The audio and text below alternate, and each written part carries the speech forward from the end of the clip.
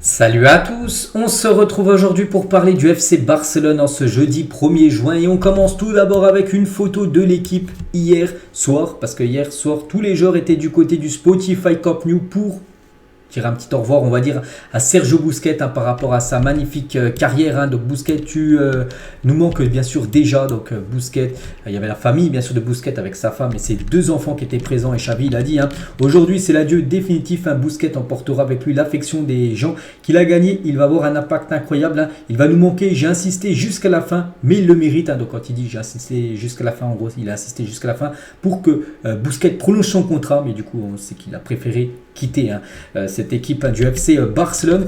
Et avez-vous quitté le groupe WhatsApp du Barça? Busquets, il a dit peut-être dans quelques jours, parce que pas encore, parce qu'actuellement, enfin depuis pas mal d'années, bien sûr, il y a un groupe WhatsApp entre tous les joueurs du Barça qui communiquent entre eux. Et pour l'instant, il n'a pas encore quitté ce groupe WhatsApp. En plus, c'est lui qui a créé tout simplement ce groupe WhatsApp. Je suis l'administrateur du groupe WhatsApp du Barça et maintenant, ça sera quelqu'un d'autre. Avant, c'était Piqué et toujours avec Busquets. Donc au début de l'année, j'avais déjà pris la décision plus ou moins claire, mais à l'entraînement tous les jours, l'entraîneur, mes coéquipiers m'ont fait douter. C'est pour ça qu'il hésitait, puis du coup il a pris cette décision finale il y a déjà quelques semaines. Il a reçu pas mal de messages, parce que regardez, il y avait vraiment tous les joueurs qui étaient présents avec leur famille. Il y avait un écran géant où il y a pas mal de joueurs qui ont posté des messages par rapport à Busquets, comme Andrés Iniesta. Bravo pour ta carrière au Barça, au-delà de tes records et le nombre de matchs joués. Je te tire mon chapeau pour l'héritage que tu laisses. Je te souhaite le meilleur pour ta carrière future. Il y avait aussi Suarez, les gars, qui a laissé un message, bien sûr, pour Busquets. Luis Suarez, ancien, bien sûr, attaquant Blaugrana. Pep Guardiola, ancien entraîneur, il a dit merci pour tout ce que tu as fait à notre club, que nous aimons tant. Nous avons partagé 5 ans ensemble. Félicitations pour ta carrière. Le beau message de Pep Guardiola. Léo Messi aussi, qu'on parle beaucoup par rapport à un retour au Barça, là aussi il a mis un petit message. C'est un honneur d'avoir partagé autant de moments avec toi, je t'aime fort Busquets et te souhaite le meilleur pour la suite, tu mérites de partir par la grande porte. Voilà, c'est qu'un par exemple un hommage comme ça, Messi l'a jamais reçu du côté du Barça. On se souvient que Messi avait quitté le Barça par rapport à une conférence de presse où il était en pleurs. C'est vrai que s'il revient Messi, peut-être d'ici 1 ou 2 ans, je sais pas, il reste pendant 2 ans au Barça, il pourra avoir aussi on va dire une fin comme ça, bien sûr avec tous les joueurs, une fin comme il le mérite tout simplement. Il y avait aussi sa femme qui était présente, elle lui avait mis un petit message, Elena Galera, qui est la femme de Busquets, de Busquets en larmes après avoir regardé une vidéo de sa femme lors de ses adieux. Et comme j'ai dit les gars, il y a les 2 enfants qui ressemblent beaucoup bien sûr à leur papa. Piqué aussi il était présent les gars, Gérard Piqué hier. Le meilleur dans le jeu avec Busquets, c'était qu'il était très fiable avec le ballon. Il a une compréhension particulière du jeu. Voilà ce qu'il a pu dire, Piqué sur Busquets qu'il a beaucoup côtoyé. Il y avait Luis Enrique, il y a aussi David Villa. Il y a pas mal de joueurs en gros qui ont laissé des messages comme Pedro, comme Bartra ou même Thiago Alcantara, bien sûr ancien joueur du Barça aussi, qui a mis un message d'adieu par rapport à Sergio Busquets. Donc il y avait bien sûr tous les joueurs du Barça qui étaient là. Il y a des places de capitaine disponibles. Celui qui animait on va dire la cérémonie hier à Dembélé, il lui a dit ça. Il a dit non, je n'en veux pas. En gros, il ne veut pas être capitaine. Ousmane Dembélé. Et pourquoi j'ai mis des lunettes de soleil aujourd'hui? Parce que j'ai beaucoup pleuré. Bon, peut-être pas par rapport au départ de Busquets. Enfin, j'en sais rien. Voilà, c'est pour ça qu'il avait des lunettes de soleil tout simplement. On ne les a pas là, mais il en avait hier, on va dire Dembélé. Il y avait aussi Butragueno, tiens, lors de cette cérémonie d'adieu, on va dire, pour Busquets. C'est comme le vice-président du Real Madrid qui est au Camp Nou pour la cérémonie de Busquets. Voilà, Butragueno, un très grand footballeur à l'époque. Et voilà, du débutant à légende, un incroyable parcours de Sergio Busquets du côté du FC Barcelone. Donc voilà, cette cérémonie hier, cérémonie d'adieu, on peut dire, pour Sergio Busquets. Regardez, ça fait la une du journal Mundo Deportivo en haut, Team Busquets, avec toute l'équipe qui était présente pour dire un dernier au revoir à Sergio Busquets. N'oubliez pas que Busquets ne jouera pas le match contre le Celta dimanche et ni le match contre le Vissel Kobe, le match amical. Donc en gros le match là, dernier match joué contre Mallorca, c'était son dernier match du côté du FC Barcelone. Et l'autre partie de la une, on va féliciter l'équipe de Séville, les gars, au 7e ciel, en une du journal Mundo Deportivo. Et on va féliciter surtout Rakitic, ancien joueur du Barça. La légende du Barça, Rakitic, vient de remporter la Ligue Europa avec Séville. On le félicite, un deuxième Europa League qui remporte. Et regardez le match, bon, voilà, c'est pas un joueur du Barça, mais c'est avec ce joueur, il a fait une énorme finale. Rakitic, on est très content pour lui. On va parler de l'autre une, donc c'est la une du journal Sport. Donc ça parle aussi des adieux de Sergio Busquets en haut, mais ça parle aussi de Messi, les gars. chaud. Voilà, chaud, donc c'est chaud. Et on peut voir, regardez, on va voir Messi, le fond rouge, on peut voir un cercle avec des 40%, 40%, 15% et 5% en gros.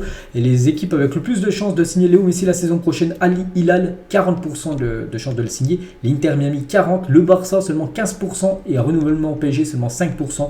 Bon, après, c'est le journal Sport qui dit ça par rapport à des pourcentages. Je ne sais pas, ils vont prendre ces pourcentages où. Bref, mais voilà, seulement le Barça a seulement 15% de chances, d'après le journal Sport, de faire venir Léo Messi. Bon, je trouve que ça quand même très très peu, parce qu'on annonce quand même beaucoup du côté du FC Barcelone.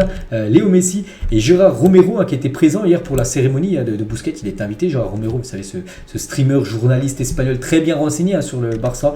Il a dit qu'Allemagne il se passe des choses. Donc lui déjà, c'est pas du tout le même pourcentage que Sport. Il dit que Messi a 80% de chances de venir au Barça. Sport, les gars, c'est 15%. Et comment dire, Gérard Romero, qui est peut-être, je pense, mieux renseigné que le journal Sport, 80% que Messi revienne au Barça. Et il a également dit, la Liga a demandé au Barça qu'à partir de la semaine prochaine, pour le bien de tous, il devrait commencer à vendre des joueurs. Voilà, parce qu'a demandé la Liga au FC Barcelone de commencer à vendre des joueurs pour que le plan de viabilité, bien sûr, soit OK. Et la Liga a appelé Jorge Messi aujourd'hui, parce que Jorge Messi avait appelé la Liga, du coup ils l'ont rappelé pour lui dire si c'était faisable ou non pour que son fils Léo Messi puisse revenir du côté du Barça, parce que la Liga pourrait approuver, donc obtenir le plan de viabilité du Barça lundi. Donc lundi, normalement, il y aura le feu vert tout simplement de la Liga par rapport au plan de viabilité que le Barça a déjà proposé à la Liga, ça fait déjà 2-3 semaines. Et voilà, lundi, donc là, dans quelques jours, ça devrait être enfin le feu vert. Et voilà, à partir de ce lundi-là, le Barça pourrait enfin passer à l'action et faire une première offre, on peut dire, pour essayer de faire revenir Messi. Et Messi, les gars, il a deux demandes pour revenir au Barça. Donc tout d'abord, que dans les 10 prochains jours, le Barça confirme si son retour est viable aux yeux de la Liga. Et vu que dès lundi, on saura déjà si c'est possible ou non. Donc ça sera dans les 10 jours. Donc voilà, c'est ce que demande déjà Messi. Il veut déjà dans les 10 jours que ça soit défini concernant son futur. Et aussi récupérer son numéro 10 s'il revenait du côté du Barça. N'oubliez pas que le 10 actuellement c'est Fati. On pense que Fati laisserait ce 10 pour si Messi venait à revenir. Donc voilà ce que demande tout simplement Messi au Barça. Donc comme j'ai dit, les gars, ça peut se faire le retour de Messi dans les 10 prochains jours. On va parler de Cancelo, donc le poste de latéral droit aussi, là c'est une grosse priorité. Et Cancelo, l'option numéro 1 du Barça pour renforcer le poste d'arrière droit. Le gros problème, le Barça est intéressé, le problème pour Cancelo, que Manchester City ne veut pas le vendre pour renforcer le Barça. Voilà, donc City ne veut pas vendre tout simplement Cancelo parce qu'ils savent qu'ils vont renforcer, ça va renforcer le FC Barcelone. Ils ne veulent pas en gros faire de cadeaux tout simplement Barça, cette équipe de City, très moyen de leur part. Ils ont bien voulu le prêter au Bayern, mais ils ne veulent pas le vendre au FC Barcelone. Villarreal n'est pas disposé à négocier pour Foyt. Il veut que sa clause libératoire de 54 millions d'euros soit payée, ça aussi. C'est Cancelo, si c'est l'option numéro 1. Si c'est compliqué, vu que City ne veut pas le lâcher, Foyt est aussi une option depuis pas mal de temps. Et en gros, lui aussi, c'est un problème parce qu'il coûte très cher, 54 millions d'euros. Il faut payer cette somme là pour l'avoir, et c'est ça bien sûr le Barça, 54 millions d'euros, ça reste une somme énorme. Il y a d'autres options, les gars. Donc Barcelone cherche des alternatives à Cancelo et Foyt. Donc les options de Pavard et Dalot. Bon, Dalot, ça va être compliqué. Pourquoi? Parce que j'en ai parlé aujourd'hui sur ma chaîne principale, qu'il a prolongé son contrat jusqu'en 2028. Donc voilà, c'est officiel. Donc Dalot, on peut dire que ça tombe à l'eau. Il reste Pavard, les gars. Donc bien que le club n'a pas encore pris de décision concernant Pavard. Et sondage, si le Barça ne parvient pas à signer un arrière droit, parce que je l'ai dit, c'est compliqué avec tous ces joueurs, est-ce qu'il faudrait redonner une nouvelle chance à Sergino Dest, un joueur du Barça qui joue défenseur droit, qui est prêt à l'AC Milan? Est-ce qu'il faudrait lui redonner une deuxième chance? Donc chacun son point de vue. Je sais, après moi j'ai vraiment très peu vu jouer. Je regarde très peu l'équipe de l'AC Milan, je ne sais pas du tout ce que ça a donné lors de son premier séjour au Barça. Après, je ne joue pas tout le temps défenseur droit, il joue même de temps en temps ailier droit, à voir. C'est vrai que je pense que Xavi devrait le tester tout simplement. S'il n'y a pas de défenseur droit, il devrait le tester pendant la pré-saison. Et voilà, Xavi décidera s'il a les aptitudes, on peut dire, pour évoluer toute une saison poste d'arrière droit saison prochaine. Ruben Neves sera un joueur du Barça d'après Gérard Romero, ce joueur aussi qu'on parle beaucoup. Et voilà, d'après Gérard Romero, il sera un joueur du Barça lors du mercato qui arrive, on verra. Sauf surprise, Rafinha restera au Barça la saison prochaine. Il a pris la décision avec sa famille après avoir évalué sa première saison. Il est heureux des progrès qu'il a montré, du soutien des fans et de sa relation avec Xavi. Donc voilà, concernant Rafinha, vraiment s'il venait transféré, j'ai dit, ce serait une offre que le Barça ne pourrait pas refuser, une offre complètement folle, d'un 100 millions d'euros. Là, bien sûr, le Barça pourrait le vendre, mais sinon il sera conservé du côté du club. Nos joueurs, donc Dembélé et Jules Koundé, sont convoqués en équipe de France pour les 2 prochains matchs des Bleus contre Gibraltar et contre la Grèce, on peut voir que Dembélé et Koundé font partie de cette liste. Après la fermeture de Barça TV et d'autres départements, le FC Barcelone a licencié 13 autres employés du club, dont Luis Venteo, l'un des membres les plus importants du département de la sécurité. J'ai dit que le Barça avait clôturé sa chaîne Barça TV parce qu'elle coûtait trop d'argent, ça générait je crois seulement 3 millions d'euros par an et ça en coûtait 13 millions, donc voilà, les bilans n'étaient pas du tout bons et du coup c'est pour ça qu'il y a pas mal de personnes qui ont été virées, dont lui les gars, l'un des membres les plus importants du département de la sécurité du côté de Barcelone. Équipe de l'année en Liga par le journal The Athletic, donc quelques joueurs du Barça, on peut voir Lewandowski, on peut voir Pedri, on peut voir De Jong, Balde, Christensen, Ter Stegen et Araujo, pas mal de joueurs comme du Barça, n'oublie pas que le Barça a remporté la Liga, donc c'est logiquement qu'il y en a pas mal.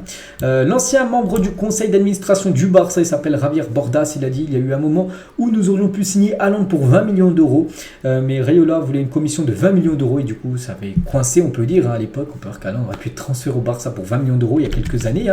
Toujours avec Javier Bordas, ancien membre du conseil d'administration du Barça, il a dit j'ai eu la chance de faire venir Courtois au Barça quand il était joueur de l'Atlético. Il a préféré signer au Barça plutôt qu'à Chelsea, mais les entraîneurs ont préféré signer Ter Stegen et Claudio. Bravo. Bon, Ter Stegen c'est pas non plus un flop, mais voilà, Thibaut Courtois aurait pu être un joueur du Barça à l'époque, mais bon, les entraîneurs préférés Ter Stegen et bravo.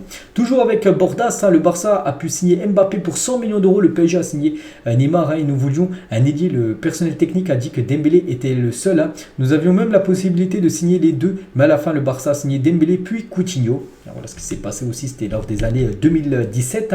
Toujours avec Bordas, Messi et Neymar, Léo est un génie, un monstre, le meilleur de l'histoire, très auto-contrôlé, pas de parti, il est marié, amoureux de sa femme, c'est un père formidable, footballeur, football, famille, vous savez qu'il est comme ça, mais Neymar était un gars excité à l'époque du côté du Barça, trop virgule-temps on va dire, Neymar par rapport à Messi qui était plus calme, tout ça. Et toujours avec Bordas, donc Neymar était plus proche de signer pour Madrid, mais comme j'ai une bonne relation avec lui, je me suis rendu à Paris pour le ramener au Barça. Le PSG nous a fait une proposition pour le vendre, c'était une bonne offre, mais le club a reculé. Là c'était une année après son arrivée, il est arrivé au PSG en 2017 et Neymar a failli revenir au Barça, c'était en 2018, une année après, mais on peut voir que le club du coup avait reculé, le club ne voulait pas faire revenir du coup le joueur Neymar. Et on finit les gars cet épisode aujourd'hui, on finit comme on l'a commencé avec Busquets, le palmarès monstrueux de Sergio Busquets au Barça lors de sa cérémonie d'adieu hier. Regardez tous les trophées qui ont été sortis du musée pour les mettre sur la pelouse du Spotify Camp Nou par rapport à l'immense carrière du légendaire bien sûr Sergio Busquets. Donc voilà ce qu'il y a à dire aujourd'hui, j'espère que ça vous a plu, on se retrouve demain pour le prochain numéro. À demain.